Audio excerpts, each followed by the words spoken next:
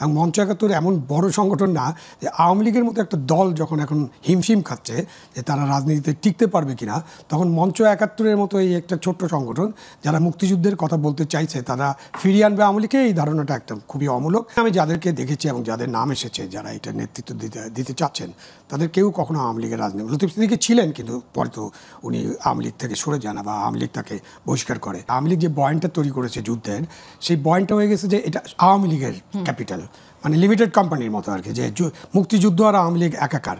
আওয়ামী লীগের যে নেতাকর্মী সমর্থক এবং বিশাল যে ভোট ব্যাংক যেটা আছে সেটাকে মঞ্জু ভাই কতটা কমাতে পারেন এটা তার কাছেই শুনবো। ধরেন 40-45% ছিল বা 35% ছিল, তা এখন এই অভ্যুত্থানের পরে তাদের পপুলারিটি কতটা কমেছে সেরকম হিসাবে আমি যখনই অনেক লোকের সাথে কথা বলছি যারা একেবারে আওয়ামী লীগকে একটা মাফিয়া পার্টি মনে করেন এবং তাকে নিষিদ্ধ করার পক্ষে, তারাও শেষ পর্যন্ত বলেন যে 20-25%-এর নিচে তো নাই। বললাম শহীদ খান, পরপর অনেকগুলি ঘটনা ঘটেছে, যেমন মঞ্চ ৭১-কে ঘিরে এক ধরনের বক্তব্য তৈরি হয়েছে, সেখান থেকে গ্রেফতার হয়েছেন 16 জন। যদিও তারা বলছেন যে তারা কোনোভাবে আওয়ামী লীগের ক্ষেত্রে কিছু নাই, তারা মুক্তিযুদ্ধের পক্ষ দাঁড়িয়েছিলেন।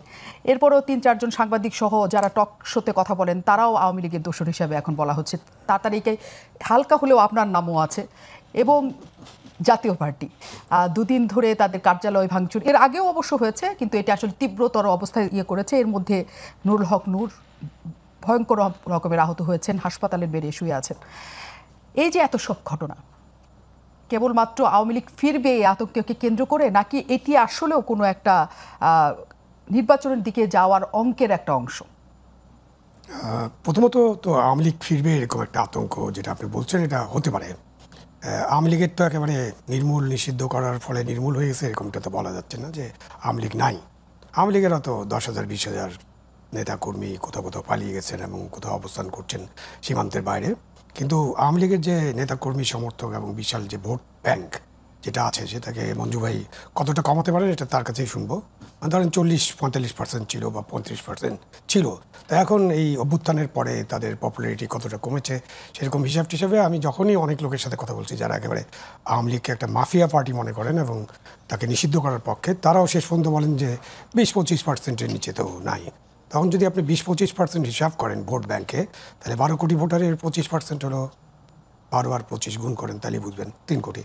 আর 3 কোটি ভোটার মানেই তো হচ্ছে 3 কোটি পরিবার। তো এই হিসাবে আওয়ামী লীগ একেবারে নিশ্চিহ্ন হয়ে গেছে বা তাদেরকে খুঁজে পাওয়া যাবে না এটা না। এবং যখনই আপনি একটা নির্বাচন করবেন, নির্বাচনে তো সকলেই ক্রিয়াশীল হয়ে যাবে, নির্বাচনটা ওপেন থাকবে এবং সেখানে আওয়ামী লীগ হয়তো যেভাবে আওয়ামী লীগকে এখন কার্যক্রম নিষিদ্ধ করা হয়েছে এবং নির্বাচন কমিশন বলেছে যে ব্যালটে তাদের মার্কা থাকবে না, অর্থাৎ তারা নির্বাচনে প্রতিনিধিত্ব করতে পারছেন না, মানে আজকের দিনে যেটা আছে। ভবিষ্যতে কী হবে এটা তো আমরা জানি না। তো সেই ক্ষেত্রে আওয়ামী লীগের যে সমর্থনটা, এই সমর্থনটা কারো কারো মাথা ব্যথার কারণ হতে পারে, কারো কারো জুজুর ভয় হতে পারে, কারো কারো ভূতের ভয় হতে পারে এবং এই চিন্তা থেকে হয়তো এই ধারণাগুলো করা হচ্ছে। এবং আপনার যে 5ই আগস্টের পরে বা এমনকি আগেও যে আমাদের 71-এর মুক্তিযুদ্ধ, আমাদের স্বাধীনতা যুদ্ধ সংগ্রাম, আমাদের যে ভাষা আন্দোলন, আমাদের 54, 62, নিউক্লিয়াস, 66, 6 দফা, 69-এর গণ অভ্যুত্থান, 70-এর নির্বাচন এবং যে আমাদের উপরে যে পাকিস্তানি জান্তা যে যুদ্ধটা চাপিয়ে দিয়েছিল, একটা যুদ্ধ হয়েছিল দেশে। এখন হয়েছিল বলছি যে আপনি আবার আমাকে জিজ্ঞেস করেন না আসলে হয়েছিল কিনা, তো যুদ্ধ হয়েছিল, নিজে চোখে দেখেছি। এখন অনেক আমাদের তরুণরা আছেন যারা এই যুদ্ধটা দেখেননি, নাও দেখতে পারেন, আমাদের সব কিছু তো আমরা দেখিনি। আমরা তো 45-এর বিশ্বযুদ্ধ দেখি নেই, ওই যে 39 থেকে 45, অথবা আমরা প্রথম বিশ্বযুদ্ধ দেখিনি, অনেক কিছু আমরা দেখি না। বাট ইতিহাস থেকে আমরা পড়ালেখা করি এবং ইতিহাসকে একটা যদি আপনি একেবারে ব্যক্তির চিন্তার বাইরে যে পড়ালেখা করেন তাহলে অনেক কিছু পরিষ্কার হবে। তো এই দেশে একটা আমাদের মুক্তিযুদ্ধের কথা বললেই, স্বাধীনতা যুদ্ধের কথা বললেই একটা আওয়ামী লীগ কিনা এরকম একটা প্রশ্ন এসে যায়। প্রথম দায় হলো আওয়ামী লীগের। এই প্রশ্নটা কেন আসে এই জন্য যে এই যুদ্ধটা ছিল একটা জনযুদ্ধ এবং এই যুদ্ধে যারা অংশগ্রহণ করেছিলেন ছাত্র, শ্রমিক, কৃষক, জনতা, তার মধ্যে অবশ্যই আওয়ামী লীগের একটা বিশাল অংশ ছিল। তারা নেতৃত্ব দিয়েছেন, তাদের সংগঠন এই যুদ্ধে জড়িত ছিল এবং তাদের সংগঠন থেকে 6 দফা দেওয়া হয়েছিল, স্বায়ত্তশাসনের কথা বলা হয়েছিল, 70-এর নির্বাচন ওই সংগঠনটি বিজয় অর্জন করেছিলেন এবং সরকার গঠনের ইয়াতে ছিলেন, একেবারে দাবিদার ছিলেন। সব মিলিয়ে বঙ্গবন্ধুর যে নেতৃত্ব সেটাকেও 10ই জানুয়ারি পর্যন্ত আমরা কেউ তো বলতে পারবো না যে না নেতৃত্ব দেন নাই। তো সব মিলিয়ে তাদের যে অবদান সেটা আছে। কিন্তু এই যুদ্ধে যে লক্ষ কোটি মানুষ অংশগ্রহণ করেছে, কোটি কোটি মানুষ বলতে হবে, এবং লক্ষ লক্ষ মানুষ তো যুদ্ধে গিয়েছে, 3 লক্ষ আমাদের মা বোনেরা সম্ভ্রম হারিয়েছেন, 30 লক্ষ মানুষ নিহত হয়েছেন, সেই সংখ্যা নিয়েও একটা বিতর্ক আছে। বিতর্ক করে যারা তারা আবার 3 লক্ষে থামে। আবার 20,000 আছে। হ্যাঁ, না 20,000 যে বলছে ওর কাছে যেতে চাই না, মানে 3 লক্ষ একটা যে মিনিমাম বলি না যে 3 লক্ষ হতে পারে, ওটাকে নাকি 3 মিলিয়ন বলেছেন।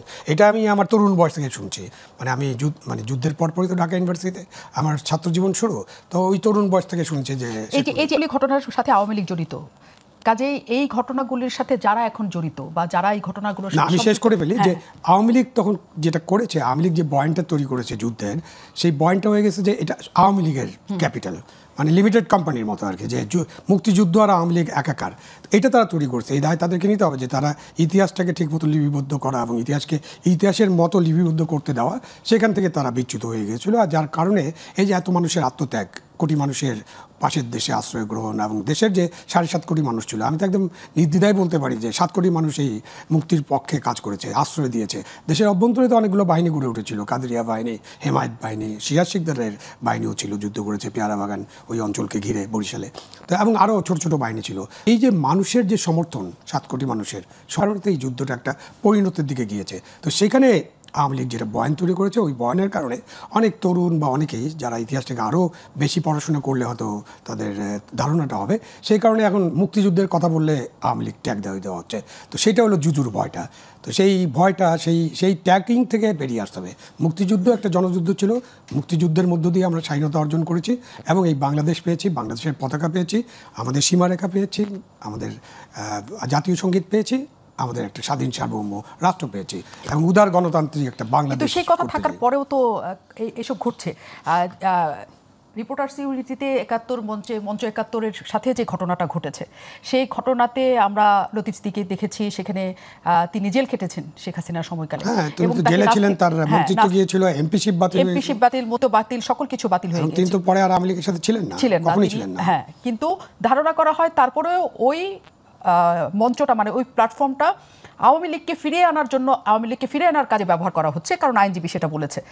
সেটা কি সম্ভব না বলে মনে করেন যে আসলেও এটা সম্ভব? এখানে আমি যাদেরকে দেখেছি এবং যাদের নাম এসেছে, যারা এটা নেতৃত্ব দিতে চাচ্ছেন, তাদের কেউ কখনো আওয়ামী লীগের রাজনীতি, লতিফ সিদ্দিকী ছিলেন, কিন্তু পরে তো উনি আওয়ামী লীগ থেকে সরে যান বা আওয়ামী লীগ তাকে বহিষ্কার করে।